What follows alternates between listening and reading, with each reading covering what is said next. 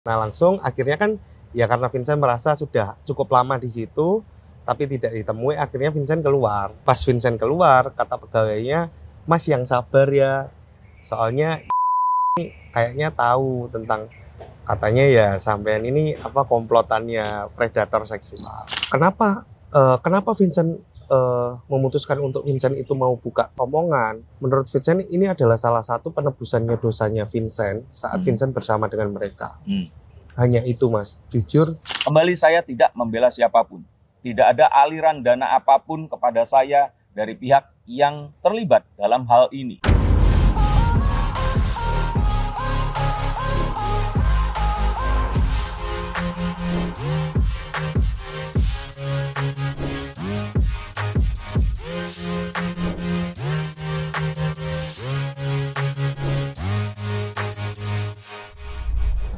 Halo Science-Seekers, kembali berjumpa bersama saya Denny Darko. Tidak ada yang namanya misteri, yang ada adalah tanda-tanda yang kita semua coba untuk mengerti. Saya sedang bersama dengan Vincent Bintoro Yusuf, masih di Bali, dan sekarang hari kedua dalam penelusuran saya untuk membuktikan keterangan Vincent kemarin. Seperti kita ketahui, kasus yang melibatkan Julianto Eka Putra ini selain viral juga melebar kemana-mana. Adanya dugaan eksploitasi ekonomi yang dilakukan oleh Sekolah Selamat Pagi Indonesia membuat sekolah SPI ini mengalami banyak demonstrasi untuk menutup sekolah tersebut. Betulkah hal itu tadi berkaitan? Sebuah kausalitas atau jangan-jangan ada konspirasi di balik hal tersebut? Nah, Vincent, kemarin kan kita sudah jalan nih ke beberapa tempat yang kamu memang mengalami, kamu ada di sana, kamu melakukan apa yang kamu akui lakukan bersama dengan awalnya 16 orang ya, terus kemudian menjadi 9 orang ya. Menjadi 19 orang. 19 orang. Setelah itu dibagi jadi 2. Jadi 2, yang di sini itu ada yang di Bali dan juga ada yang di Bekasi. Yang di Bali 9 orang. Berarti 10 orang ke Bekasi. Nah, kemarin kita ke beberapa tempat. Saya penasaran sekarang ini, kamu kan berangkat dari kemarin ini. Setelah video yang saya naikkan kemarin itu, yang interview kamu, apa yang terjadi setelahnya dengan kehidupanmu? Otomatis kan orang-orang akhirnya tahu nih, saksi yang di pengadilan selama ini adalah kamu. Iya. Bisa diceritakan? Jadi jujur Mas Denny, setelah saya ikut podcast di tempatnya Mas Denny, kan banyak juga orang yang akhirnya tahu bahwa Vincent itu menjadi saksi dari pihaknya Pak Julianto. Vincent kan sebagai marketing ya Mas Denny, yang dimana marketing. Jadi berarti kamu datang ke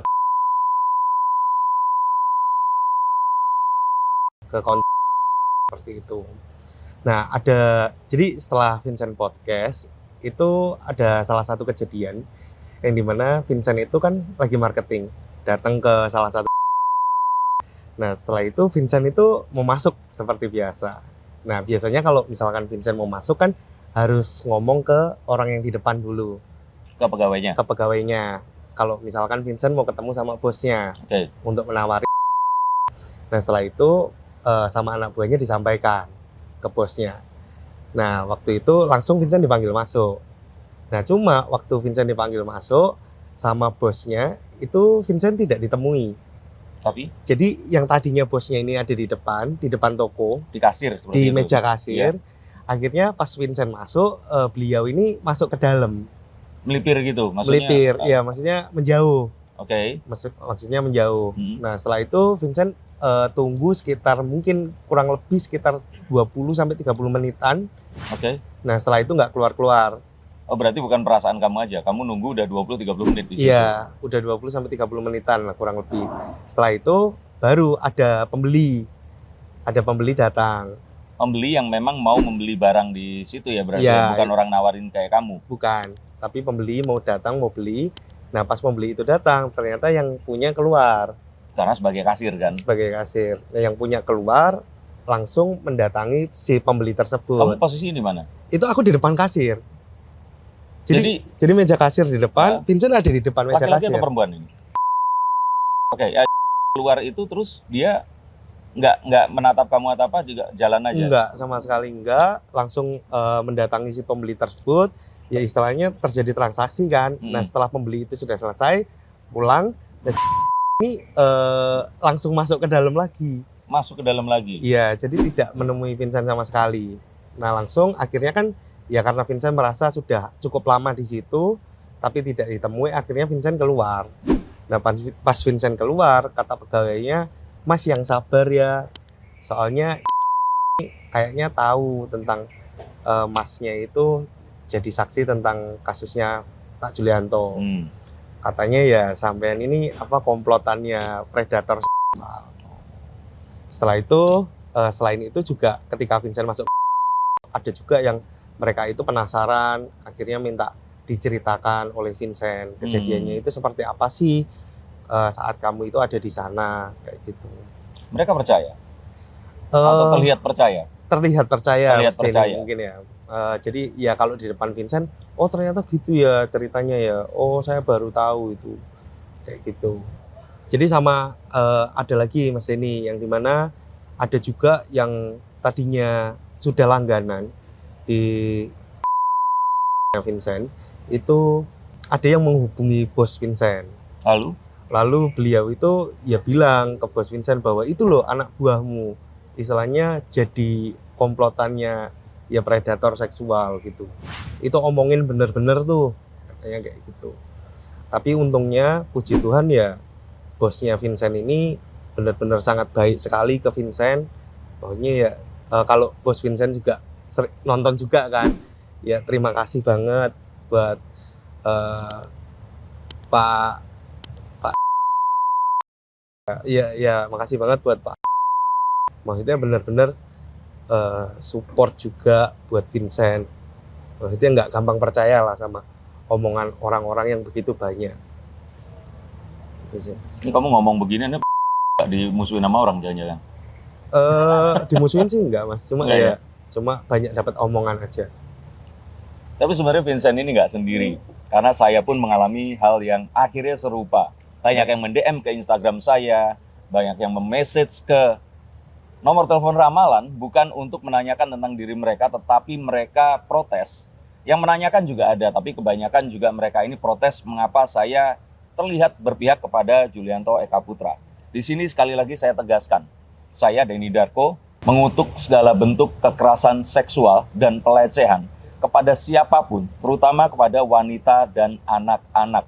Dan saya sangat menghimbau kepada mereka semua yang ketakutan untuk melapor ke pihak yang berwajib. Saya tahu ini bukan hal yang sederhana, tapi ini harus dilakukan agar pelaku ini tidak mendapatkan korban lagi dan segera diamankan. Dan saya tidak mendukung atau membela siapapun yang saat ini sedang dalam proses persidangan. Saya hanyalah ingin menjunjung asas praduga tidak bersalah yang seharusnya diperoleh oleh semua orang hingga ketok palu vonis dari persidangan dilakukan. Dan apa yang saya lakukan adalah mencoba menguak sebuah misteri baru tentang adanya dugaan keterlibatan kasus Julianto Eka Putra dan upaya penutupan sekolah SPI yang saat ini terjadi. Saya juga sangat menyayangkan banyaknya orang-orang yang terus kemudian memilih pihak tapi tidak berusaha untuk mencari informasi yang berbanding dari kedua belah pihak dan mencoba mengetahui apa yang sebenarnya terjadi. Memang akan sangat mudah untuk kita melihat sesuatu, mengikuti emosi, dan percaya begitu saja akan apapun yang kita saksikan di sosial media atau di media manapun. Dan di sini saya dan Vincent tidak memaksa siapapun untuk percaya, melainkan untuk memaparkan bukti-bukti yang memang dialami secara langsung oleh Vincent. Bukan karena diceritakan atau melihat, tapi benar-benar dialami langsung. Dan Vincent pun sudah bersumpah di atas Alkitab di pengadilan saat dia menjadi saksi dalam kasus yang melibatkan Julianto Eka Putra ini. Ada banyak kejanggalan yang terjadi. Dan apa yang kami akan sampaikan bukanlah upaya untuk menekan siapapun, mencoba mereframe apapun, tetapi sesederhana menyampaikan cerita dan juga fakta yang diakui oleh Vincent untuk dipertimbangkan sebelum siapapun yang mengikuti kasus ini merasa ingin berpihak, berkomentar, atau bahkan menjudge atau menghakimi seseorang. Jadi kemarin kita sudah ke berapa tempat ya? Dan kita berusaha untuk tidak masuk, tapi kita di luar melakukan shoot untuk saya memastikan bahwa kamu benar-benar ada di tempat tersebut. Kamu tidak bercerita atau hanya mendengarkan dari orang, tetapi kamu mengalami langsung kejadian itu. Dan di sini tugas saya adalah memastikan apakah Vincent ini berbohong atau tidak. Karena sebagai seorang pesulap, kita harus mengetahui cara berbohong yang terbaik untuk bisa menyajikan sebuah hiburan. Dan saya merasa bahwa apa yang disampaikan oleh Vincent ini sebenar-benarnya. Jadi apa yang kamu sebenarnya harapkan saat kamu mengetahui resiko yang terjadi dan ini baru awal saja, Vincent? Ya kalau misalkan harapannya Vincent sendiri, ya ingin bahwa benar-benar kasus ini bisa cepat selesai ya Mas ya. Karena jujur kalau dari Vincent sendiri itu memang dengan adanya kasus ini dan Vincent itu juga terlibat di dalamnya, itu sangat membuat Vincent juga tertekan. Kenapa Vincent memutuskan untuk Vincent itu mau buka omongan, maksudnya untuk ikut podcast di sini? Menurut Vincent ini adalah salah satu penebusannya dosanya Vincent saat Vincent bersama dengan mereka. Hanya itu Mas, jujur di luar itu semua Vincent jujur memang tertekan sekali. Nah, berbicara tekanan, apakah ada di antara orang-orang yang terlibat ini memessage kamu secara pribadi? Banyak sekali Mas. Contohnya, SDS memessage? Enggak ada. RB ada. Apa yang dikatakan? Ya omongan-omongan kayak ngata-ngatain Vincent kayak gitu. Contoh. Ya kayak pengkhianat. Terus ya bang kayak gitu-gitu Mas. Bagaimana perasaanmu? Jujur sakit ya. Maksudnya sakitnya adalah kan sebenarnya kan sebelumnya memang Vincent itu sangat dekat sekali dengan mereka. Cuma memang karena Vincent merasa apa yang mereka lakukan itu sudah tidak benar, akhirnya Vincent memilih untuk menjauh. Tapi kan sebenarnya ya hubungan kita itu baik-baik saja di luar kasus ini. Ya dengan Vincent menerima omongan dari mereka seperti itu juga ya lumayan nusuk juga di hati. Selain RB siapa lagi? Ada CK, setelah itu ada BB. Selain yang mengumpat, yang mengatakan sesuatu siapa? Bikin story apa? Kata-katanya bagaimana? Ya pengkhianat. Apa sih yang bisa membuat orang itu jadi berkhianat? Terus kayak dikasih misalkan, pilihan. Oke. Nah, setelah semua yang terjadi, kamu nggak merasa ingin berhenti atau ya nggak melanjutkan ini lagi, ya cukup di pengadilan saja, atau kamu masih tetap ingin untuk menunjukkan ke semakin banyak orang tentang apa yang sebenarnya menurut kamu terjadi? Mau sih Mas, tetap. Karena Vincent merasa apa yang selama ini Vincent lakukan bersama mereka itu dampak yang terjadi, itu yang tersakiti bukan hanya Pak Julianto dia sendiri, tapi banyak orang. Banyak orang tuh misalkan? Mulai dari SPI, terus keluarganya Pak Julianto sendiri yang sebenarnya kan seharusnya mereka tidak tahu menahu mengenai apa yang terjadi gitu. Tapi dengan adanya kasus ini kan mereka juga sekeluarga ikut kena dampaknya juga. Dan itu yang membuat Vincent itu juga, aku harus terus maju. Aku harus terus mengungkapkan kebenaran apa yang aku tahu agar semua orang juga tidak berkomentar ya menurut mereka sendiri. Menurut opini mereka. Saya pun juga sebenarnya di message oleh salah satu, mungkin kalau kamu tahu, ini adik kelas, bukan adik kelas ya, karena kamu bukan ini ya, bukan siswa di sana ya. Tapi angkatannya ada di bawah kamu. Dan dia memessage saya di Instagram, ini salah satunya. Saya akan menutupi identitasnya, tapi ini adalah seperti apa yang kalian akan lihat di screen ini atau di layar ponsel atau juga TV kalian sekarang ini. Jadi dia ini memessage saya setelah podcast saya bersama dengan Vincent. Jadi dia di sini bilang, "Hey Bang, coba klarifikasi ucapanmu. Jangan seenaknya kalau ngomong." Ini ada 4 tanda seru di situ. "Kamu cowok kok mulutmu kayak begitu? Nyadar gak kalau nyakitin hati banyak pihak?" Nah, saya di titik ini bingung. Nyakitin hati banyak pihak itu siapa?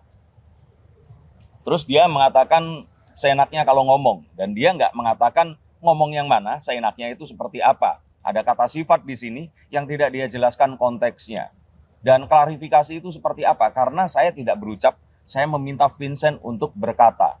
Jika ternyata perlu saya klarifikasi, seharusnya dijelaskan kalimat yang mana. Saya hanya memberikan nomor telepon dan saya tulis WA nomormu, nanti ku telepon, kita ngobrol di telepon. Kemudian saya kirimkan video yang selanjutnya. By the way, itu lanjutannya, selamat menonton ya. Kalau ada yang mau disanggah, WA aja, nanti aku yang akan telepon kamu. Terus kemudian dia setelah 1 hari, besoknya dia message saya lagi. Oh, saya nggak mau telepon-telepon sih, cuma mau mengingatkan tolong kalau berucap kalimatnya dipilah. Jangan sampai menyakiti banyak pihak.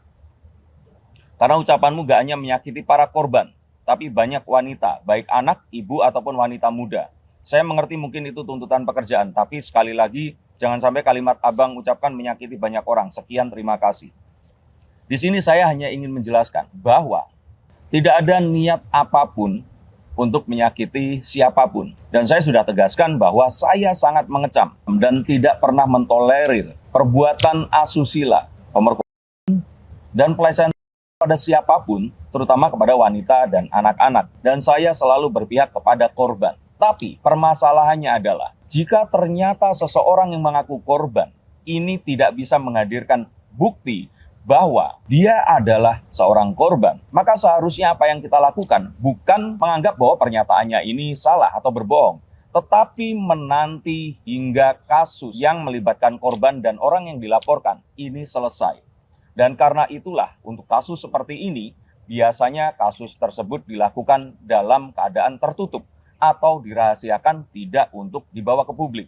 Permasalahannya adalah yang mengaku korban ini mulai melakukan beberapa penampilan di publik, menyampaikan cerita yang mereka akui alami. Dan salah satunya datang ke sebuah podcast yang sangat besar, 2 podcast sebenarnya, yang terus saya duga mengakibatkan satu langkah hukum yang akhirnya terjadi.